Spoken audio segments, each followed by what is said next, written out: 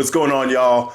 Accountability B here. I'm here with one of the most jovial entrepreneurs out there in the game. He lifts me up every time I see him on the gram. So, Big B, Tampa Petes Teflon Detailing. We're going to have a hell of a show.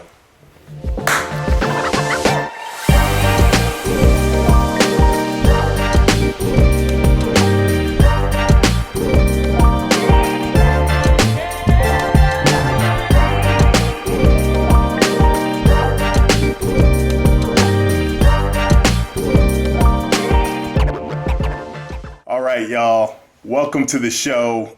Thank you for coming back, man. All my subscribers that have joined me these past couple weeks, I greatly appreciate it. I am here with my man, Brandon Bueno. He is the owner of Tampa Petes Teflon Detailing. Man, he's a former colleague of mine. One of the most, jovial. He just brightens your spirits up whenever you see him. And I wanted to have him come have a conversation about being an entrepreneur, what it takes to own a business, operate a business, and hope he can shed some light on what he does, what his day-to-day is, and why he decided to go into business for himself. So without further ado, I'll let Brandon kind of give him a little introduction and tell the audience what you're about, man. Big B, thank you for that such a powerful introduction. I appreciate that, man. I think you really put me on a pedestal. So hopefully I could live up to that. Okay. Especially during here. So first off, thank you for inviting me over to your studio. Congratulations on what you've been creating. I appreciate it. I'm glad to see the process out and your growth so quickly. I mean, it really shows your dedication and determination, B. And I continue to grow forward and go forward, man. So that's the biggest obstacle you've already come over. As you're saying, talking about entrepreneurship, it's just about starting. And a lot of us know that, right? Yeah. And it's so easy that it's difficult for people to understand. That being an entrepreneur, you're gonna wear so many different hats, but it's like being a dad, right? Yep. You're a father, you got your third newborn. Congratulations. Yep. And it's about adjusting, pivoting, learning, understanding that I always like to say is be a student, and that's one of the biggest things that I've adapted the mentalities to be a student, to learn. Yeah. No, honestly, that's a pretty good comparison. And I've never actually heard that before about being a parent, right? Because I'll talk to certain people, and they're like, hey, I'm not ready to be a parent, right? And let me tell you, as a father of 3 boys, you're never ready to be a parent. Imagine, right? dude, 3 boys. And so if you look at that in the same lens of like entrepreneurship, it's like, hey, I'm not ready to tackle the issue or problem that's going to come up down the road, but I'm just going to start, right? Just like, hey, we had our kids, and it's like, hey, I don't know how to be a parent, but you just start, you become. And you're always prepared for it. Exactly. Right? You're prepared for something to happen. You're prepared if, little B trips or falls, it gets up, right? You pick them up. You're prepared for it. Yep. And that's something like with being an entrepreneur, it's your baby. Absolutely. Your business is your baby. Absolutely. So when you trip up, little do you know, you're already prepared for what's going to happen. Yep. You may not know, how to necessarily maneuver in that aspect, in that situation, because all these things are different when it comes to business, just like it comes to life. Absolutely. So Tampa Petes, tell us one, because I remember when I looked at it, I was like, oh, Tampa and St. Pete. Yes. I was like, that's what it means, right? But that's not what it means. So tell us a little bit about your company, your business, how it started, and what you do. Cool. So Tampa Petes, that would be a very catchy algorithm on Google, though. Yes. That would really probably boost me to the top. So Tampa Pete was my father. He passed away May 18, 2018. He used to hold poker night every Wednesday at our house in Tampa, and his boys started calling him Tampa Pete. So after I lost him, I went through a pretty significant depression, being sad, and being not to say misguided, but just when you lose someone you love, and I know you lost your mother. Absolutely.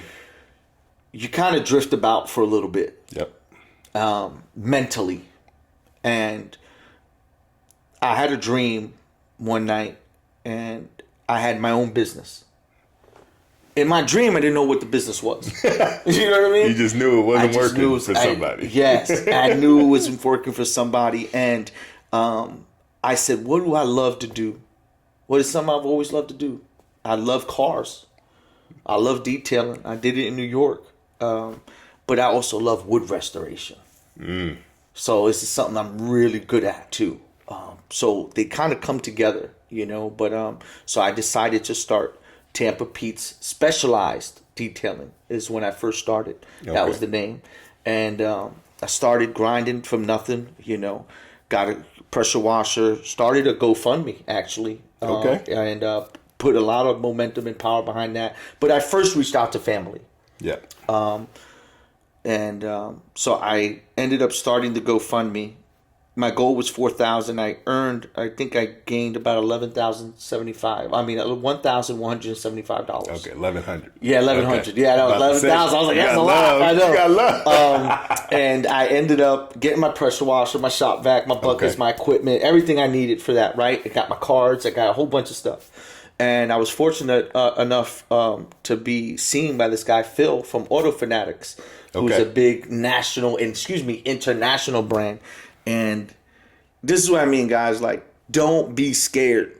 You know, and I'll look into the camera for this one. Like, don't be scared, guys. Like, if you have any reservations about pursuing your dream, there's someone out there and there are people out there. They're going to see that, and they're going to see you, and they're going to understand your passion and your dedication. So Phil from Auto Fanatics donated about $1,000 worth of products to me. Sent it out. FedEx had 3 boxes show up at my boy's house where I was renting a room. His snow foam, his wheel cleaner, his 007 gloss enhancer. He sent me other products that he wasn't using. He sent me equipment, an M15 Shine Pro Series, which is a $200 dual action polisher. So this is a professional machine to do paint correction on vehicles. Yeah. So I got all these things, right? And then I got a mentor. I got a tutor from it because he saw that, you know? And then I had someone else reach out to me and said, Brandon, you just inspired me, bro, to start my own business. Yep. Now, was Phil a complete stranger? Complete stranger. Do you feel that you got more support from that complete stranger than people that know you 100%. So well? It's crazy, man. It's crazy how that works, man. It is, B, right? And that was a tough pill for me to swallow. It's tough, man. It's tough. Some of your biggest critics will be people that are close to you, man. And it's like, hey, you know, I look at it as any other criticism, man. It's like, you're just mad that you're not doing something, right? And, you know, just like you said, don't be scared, right? There's people that are so scared to just take that first step that they'll criticize everybody around them just to give them the comfort that, hey, you know what? I'm not stepping out on the ledge. Like, so I'm a down somebody else, right? So, but that is, it's unfortunate. It is unfortunate. What's crazy about that, B, is I come from a family of entrepreneurs. My sisters own about 5 to 7 daycares in New York that are doing awesome. Oh, I'm sure. I just got the bill from my daycare. So there you go. My uncle has his own business. I worked for my uncle for almost 10 years. Doing detailing or? No, doing wood restoration, marble restoration, carpet upholstery. I mean, for some pretty prestigious place in 4 or 5-star restaurants in New York. Wow. Some in Rockefeller Center, in Wall Street area. I mean, huge accounts that he has. And yeah, I went that route, right, to do a crowdfunding campaign because I presented that to people in my family and maybe they weren't in the position to help out. Yeah. Right? No. To look at it like that. No, so I want to touch on that because there's a lot, like, my channel is about accountability, right? Yes. So you weren't owed that from your family, right? Nobody. You weren't owed that from your family Not and whatnot, but you expected just based off of the relationship that they would have been a little bit more support in your way, even if it's not monetary, It's, hey, you're doing the right thing. I can't help you right now, but hey, can I post on Instagram? Can I post on Facebook? Can I do something to guide you in the right direction? Yes. And I think that's where people get really mixed up with support. It doesn't always have to be monetary. 100%. And that was one thing too. Like the GoFundMe wasn't even about money. Oh, okay. I listed products and equipment. Got it. Okay. I was like, even if it's used, I'll take it, if you're not using it, and I told my family, like, look, I don't want you to give me money, but I'm going to start this business. I'm going to start it and I'm going to grow it. Yep. And like I said, like you said, nobody owes you anything. Absolutely. Granted, it was a tough pill to swallow, but nobody owes you anything. If you want to get something, you figure out the ways and you make it happen. Yep. So after proposing that to my family, not expecting to get that same kind of welcoming and offer or support, so I created a crowdfunding campaign, accomplished certain goals, got the equipment. I started it behind my boy's barbershop, washing cars at his barbershop. I used to take 2 buses, take my stuff on the bus with me, put my buckets, my shop vacuum on my buckets, and my buckets on top of my pressure washer and walk to the bus. Take 2 buses, walk about half a mile to his barbershop to be there before 9 o'clock. Wash cars, do whatever it is I could, sweep up the barbershop, clean the mirrors, do everything I can, right, just to build that up. Yeah. A couple months later, I ended up finding a gas station that had a previous car wash, hand wash guys there, and ended up renting it for $600 a month. My first 2 weeks that I was there, I didn't make $1. Bro, I was out there, 98-degree weather. I was like pressure washing the concrete just to keep the area cool. And I was telling people, hey man, come get a free wash. Come get a free wash. I had no money. No money. And I remember I had to pay the next 2 weeks. I'm sorry, I only paid 2 weeks. I had to pay the next 2 weeks that Saturday. I went home that Friday. I called my mom. I was like, I don't know if I'm going to make it, Mom. I don't know if I'm going to make the money. She's like, just get up and go tomorrow. Just get up and go. I said, I am, but I'm exhausted from doing nothing, but from being out there. You know what I mean? I went that morning, 7 o'clock in the morning. I never forget the car that pulled up, a blue Cadillac CTS, tinted up. The guy pulled up to me. He said, hey, man, how much do you charge? I said, for in and out? He said, yeah. I said, I charge $40. He said, what? I said, the guys across the street do it for $20. The guy up the block does it for $20. I said, well, how about this? If you're not 100% satisfied with how your car looks when I'm done, it's for free. You don't pay me. He goes, no, man, I'm going to pay. I said, no, I don't want you to pay me if you're not happy. He said, you know what, man? Go ahead. He took a seat under the little canopy that I had, did his car, hour, 15 minutes. He came back, paid me $50, and says, I'm going to come to you from now on. These guys never did a job like you did. Yep. I understand why you charge what you charge. And I think that's an important lesson, man, because I always talk about, knowing your value, right? So you could have easily been like, well, I'll do it for $20. But you said, nah, my wash isn't worth $20. It's worth $40. This is why. Sit down. I'm going to show you what I can do and make it happen. Just before we get too far in the weeds, right? I want you to kind of, because I'm one of your customers, right? Yeah. And so this is something that was tough for me to kind of wrap my head around.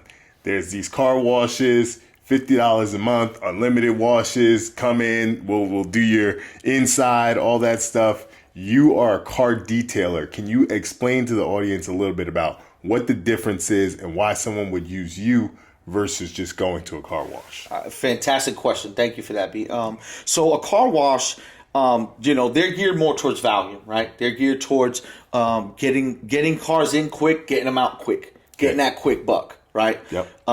The customer service, number one, normally isn't there, right? You're just going to an automated machine, going through, and now all these car washes have free vacuums. Yep. So you're doing it yourself. You're going through this car wash.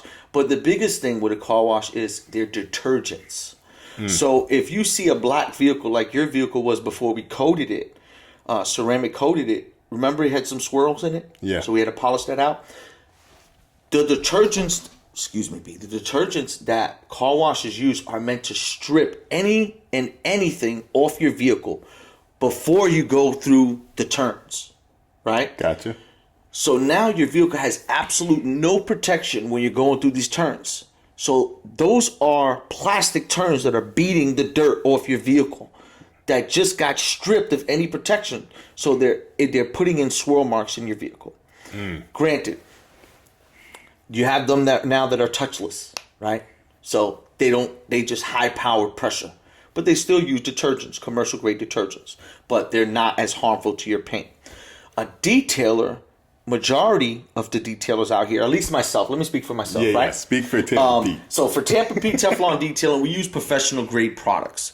Meaning if I'm washing and I'm detailing Mr. Humphrey Bryant's Cadillac truck or his wife's vehicle, the First Lady's vehicle, I'm using professional grade products. So I'm using a pH neutral product, which is a non-detergent. It's not breaking down any protection that you have on your vehicle. It's only meant to break down, encapsulate, and emulsify dirt.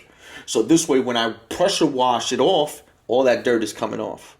And then now that it's been encapsulated, again, I did this again, sorry. The dirt has been trapped in these soap bubbles. When I go to hand wash your vehicle, my microfiber mint is trapping that dirt. Gotcha. Okay. So I'm not creating swirl marks. I'm not creating marring. Can it happen? Yes. Now, also in the detailers for Tampa Petes Teflon Detailing, when you call me, like we just caught a call before from Google, the girl wanted a full interior detail. So we shampoo, we steam clean, we sanitize, we disinfect, we static clean, we blow out your air vents. We, what's called a 22 touch point system for your full interior detail. So there's 22 areas that are normally touched in your car: your steering wheel, your center console, your door handles, etc. So we go through each one of these. What's the word I'm looking for? Meticulously. Yeah. Would you say that? So obviously, car wash might be $15-$20, right?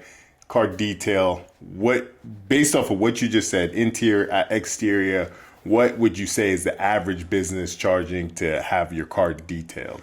So that's another excellent question. When it comes to detailing, there's usually like 3 standards, right? Your express, mini, standard, or basic detail, right? Okay. That could start anywhere depending on if they're in your area from 79 to 99 to 149 about that area. Now you have your standard washes, it's just exterior washes. You have guys that start at, some of them start at 59, some of them start at 79, some of them start at 99, just to come out, hand wash your vehicle.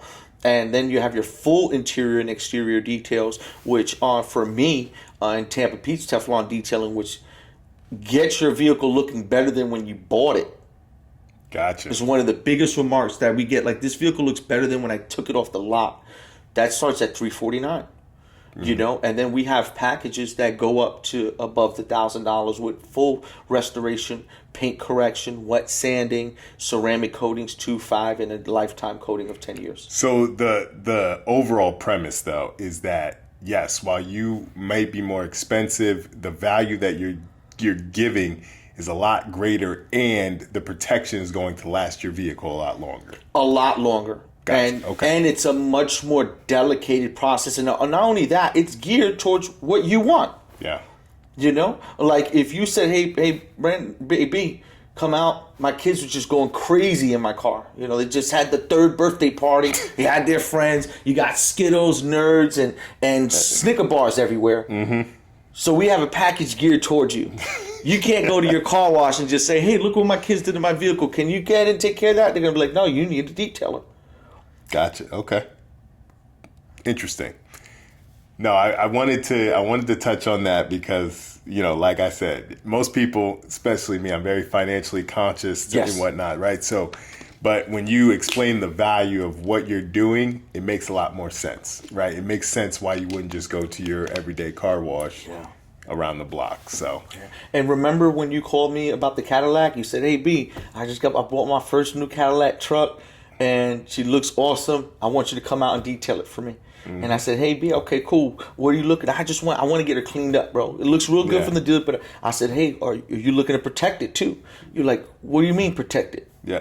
And then we went through that, and then Yep. we led into a ceramic coating of your truck. And what did I say? So I'm a salesman. I was Yes. like, boy, you a salesman. I was like, and you were like, why you say that? And it's crazy, man, because I know how passionate you are about detailing, because even when you're speaking educational about it, like it just flows. And so I'm saying, damn, this boy's selling me, but I'm like, nah, he just knows his stuff, man. It like, man, you just the way it rolls off your tongue, you know what you're doing.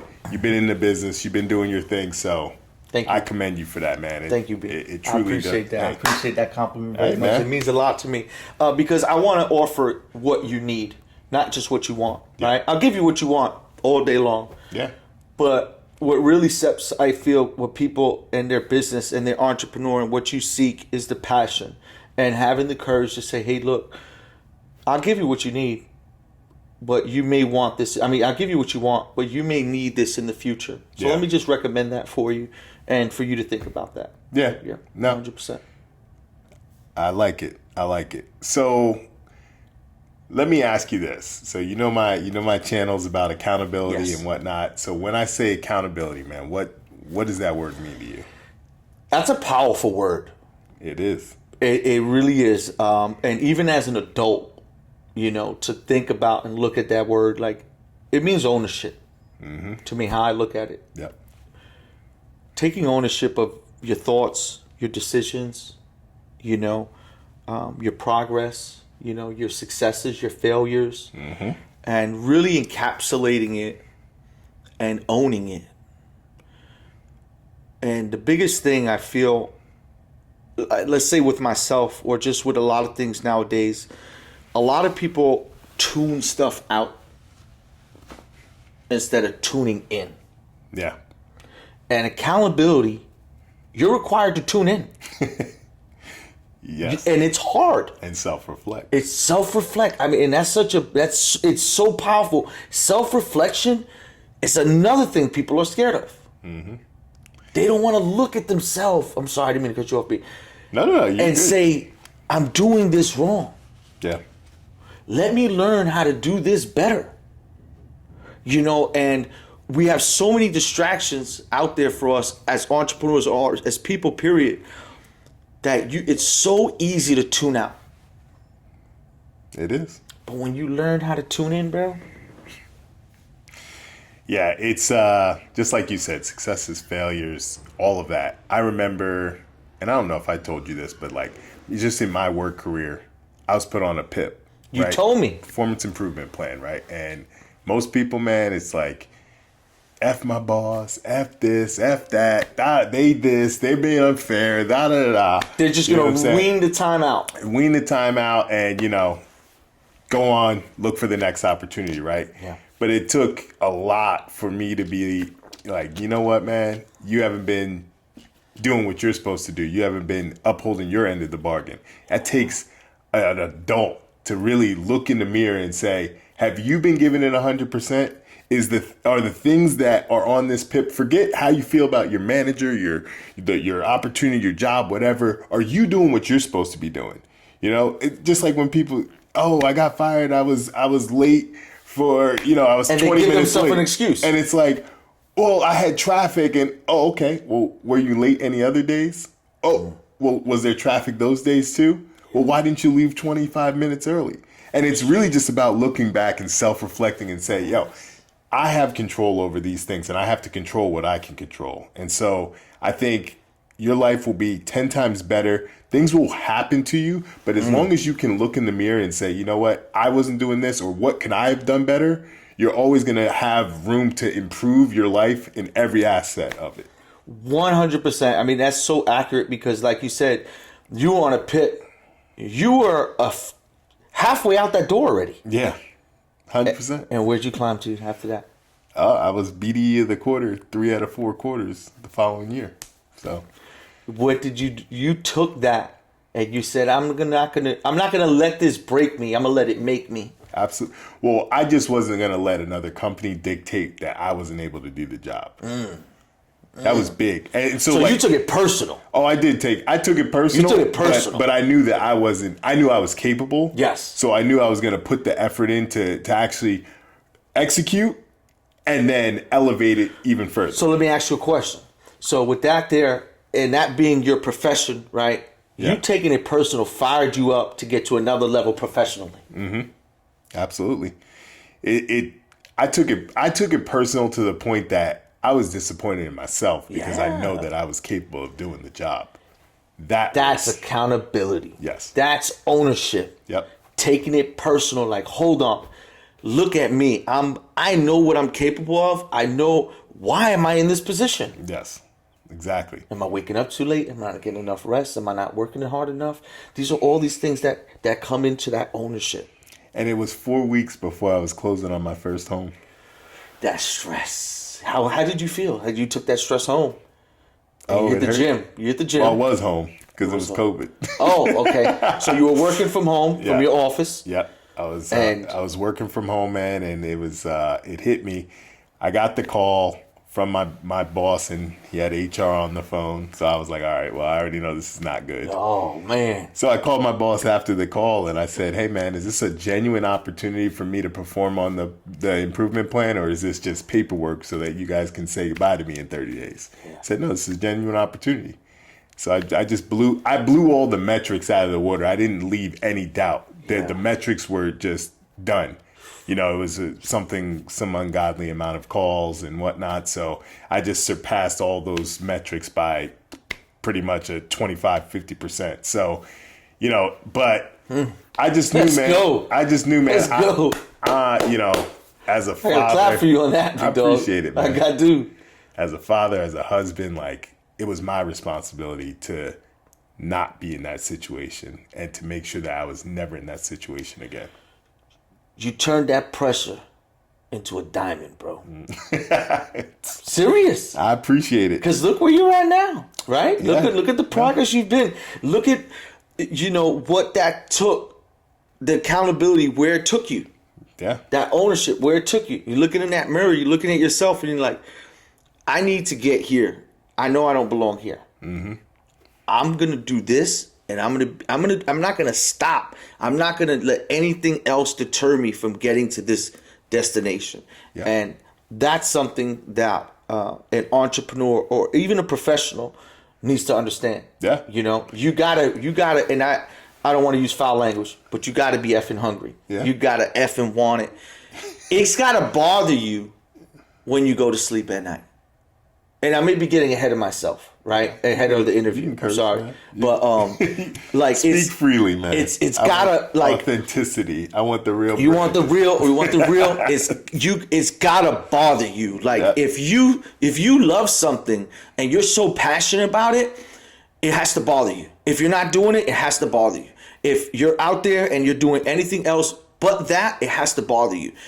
That's what it is to me to own my own business. When I'm working and I'm not working on my phone, or I'm not working on my Google, and I'm not working on my Facebook business, or I'm not trying to put up some content, it's bothering me. If I catch myself scrolling nonsense, I stop. I say, whoa, I'll throw my phone, bro. Yep. And not throw it like to break it. I'll just toss it away from me. Recalibrate my mind. Yeah, it kind of leads to that. I always tell people to ask the question, is what I'm doing right now contributing to the goals that I have for my future? And if the answer is no, then you got to get up and start doing something else. Bro, Straight up. Straight up. And that's the thing. So you got people, you're wasting your time, Brandon. Go get a job. Mm-hmm. Go work over here. I'm like, it's $9 an hour. You know what I'm saying? Like, I'm like, what do you mean go work at Circle K? It's $9 an hour.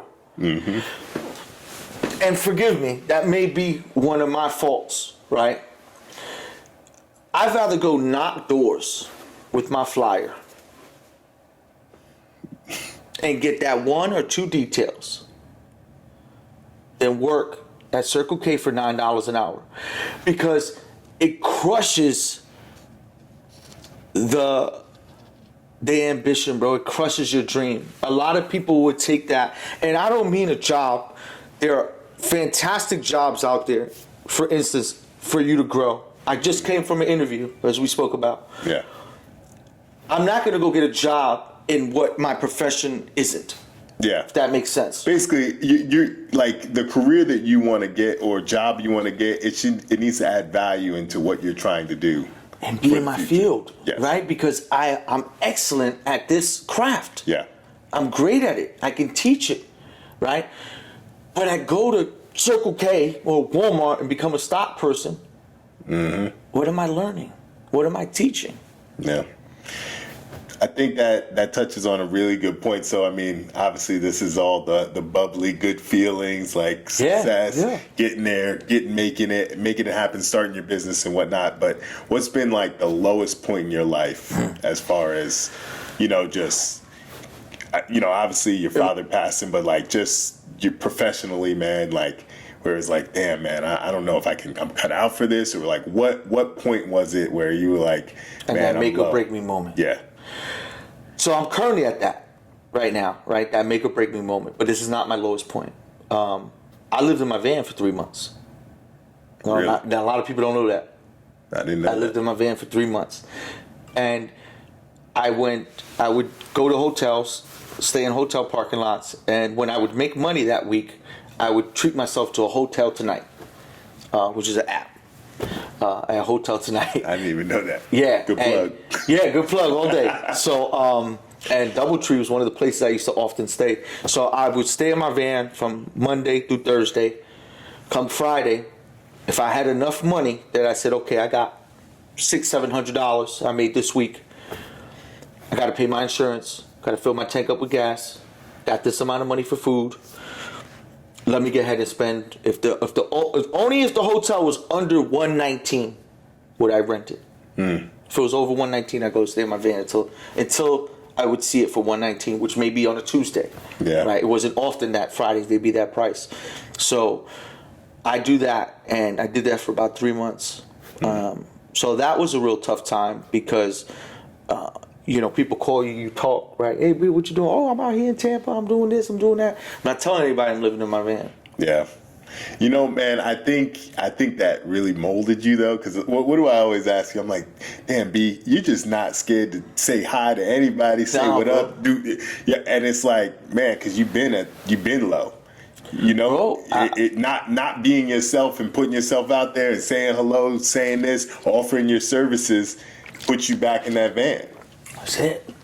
So you got to do it. So 100%. So there was I would stay at Wawa's too. I would go sleep at Wawa's, and they'd be like 3-4 other people sleeping in their car. Jesus. Yeah, and I'd be like, whoa. And I get up in the morning, right? I always had my own fresh bottle of water. I brush my teeth, boom, boom, and I'll have like 15, 20 flyers. And at that Wawa, I'd be there handing out my business flyers in the morning. Hey guys, hey, my name is Brandon Tempe. Some people just blow you off. It's the morning time. I don't want to see you. I don't want to hear that. But then you got some of the construction guys that got their own nice cars. They got this. Hey man, okay, cool. And that's why I ended up getting a flyer instead of cards. Because people will take a card from you and just put it in their pocket, throw it in their glove department. Yeah. That card disappears, dude. This is hard to put in your glove department. You know what I mean? It's a trifold, bro. That's for you. But, it has about us on there. Has our Facebook, our Instagram, has our packages, has our services. These we have to update the pricing there and the many details. But to the downside or the upside? To the upside. But so that was one of the and not the lowest point, but the toughest point mentally.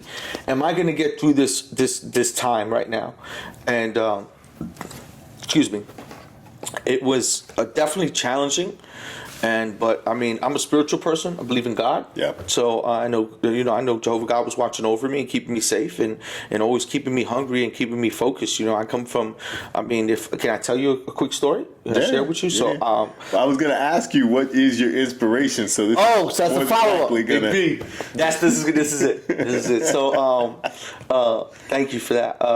So my mother, single mother, 4 children, South Bronx, poor. Welfare, right? And we live in the ghetto. My mother has had every reason to give up, bro. Every reason to abandon her kids.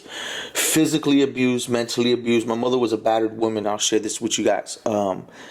We lived in a shelter for almost a year. I was a newborn baby. I was a baby. I don't remember it. But her best friend, Tinky, who's my aunt, gets an apartment at 99 Featherbed Lane in the Bronx. Goes upstairs and sees that the door's open to another apartment. Tells my mother to come take the apartment. We took the apartment. We were squatters. Yeah. Right? She was in a shelter for battered women, 4 kids. Real overcrowded space. Yeah. This is the 80s, bro. This is 80s, 83, 84. It's a bad time in New York. We ended up getting the apartment there anyway. My mother used to sell clothes throughout New York in the street. And it sounds bad, right? It sounds terrible. You know what I'm saying? That's just how they do it. That's how they do it, right there. She turned from selling clothes in the street, cops chasing us as kids. Like, they'll come around the corner, everybody would scream, cops coming, cops coming. You leave your stuff on the ground and you walk away. And my mother was a beautiful woman, so the cops used to hit on my woman, never gave her a ticket. And we take the stuff up and we leave. We go somewhere else. She turned that into making $1,000 to $2,000 every weekend at flea markets in New York with vintage clothes. Wow. She met my father, Tampa Pete Rivera, who graduated from Fordham University. My mother never graduated from college. Okay. Raised 4 kids that wasn't his, bro. 4 kids that was not his. Took us in as his own. Raised us. Moved us from the Bronx to New Jersey. Him and my mother, my dad would work all week. My mother found this place called the Warehouse. It was a huge warehouse that had mountains of clothes. We used to jump from one clothes to piles of clothes to the next as kids. And she did this during the week. Every day she'd go to the warehouse, $20, whatever she had, and buy clothes, look for the clothes. Wash the clothes, freshen up the clothes, do everything for the whole week, and Saturday go downtown and sell at a flea market and make $400, $500, $600, $700 to where she started making $1,000 every week. And she had people from magazines in New York waiting for her, and I used to go with her and sell every weekend as a kid. 5, 6, 7, 8, 9, 10, all the way up until about 14, 15. I used to go with my mother to sell.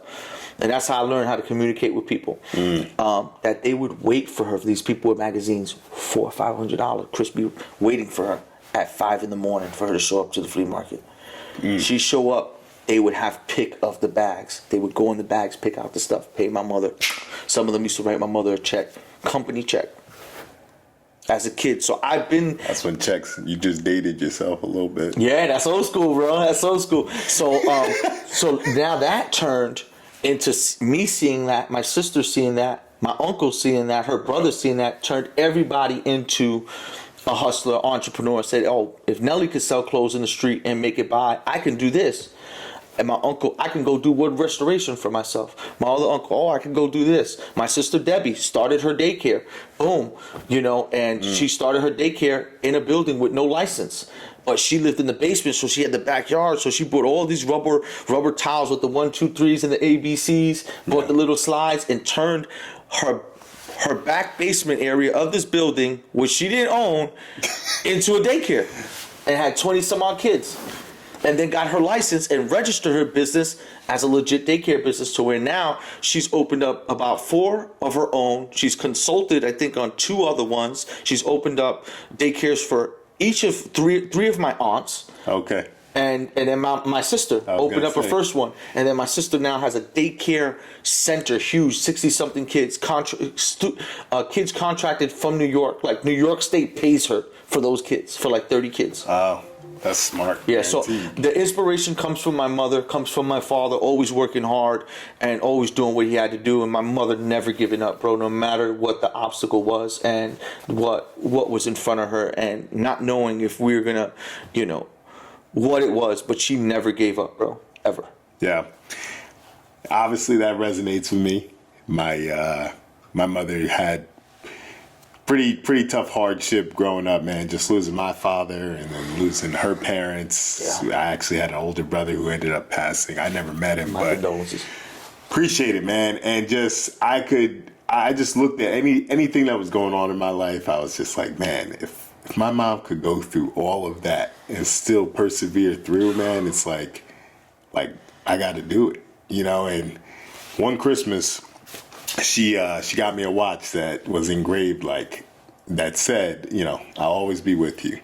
So I know that every step that I take, whether it's in business, whether it's in, you know, another financial venture, whether it's in my career, I know my mom's walking right next to me, man. So yeah, that resonates with me, man. I draw so much inspiration from that, and you know.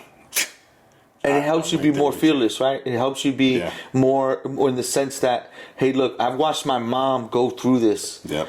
And we live in a whole different time than them, bro. Like, we're in a whole different time than them. Like, my mom plays with her phone with the Instagram and the TikToks, and she's like sending me stuff, and I'm like, you know, I'm like, okay, mom, you learn how to use this. Yep. You know, but they come from, bro, the mud. Yeah. They come from the mud, bro. And they did it to give us better lives. Absolutely. How do we look not working hard for a better life for ourselves or our children or whatever it is, but how do we not look like living up to what they did? Yeah. With everything that we have at our disposal today. Well, I mean, yeah. And that goes to kind of what we talked about, the modern generation, like, dude, we're spoiled. Yeah. People don't understand. It's Big time. It's some of the things that people bitch and moan and complain about, it's like, you don't even understand how good we have it, man. I mean, and I talk about poverty beyond belief. Travel outside of the country, man, and I mean, hot water is a luxury. You know what I'm saying? Huge, bro. Like, so that puts things in perspective for me all the time. That's why I do my gratitude list every morning. Like, I'm grateful for everything I have, you know. So yeah, man. That's a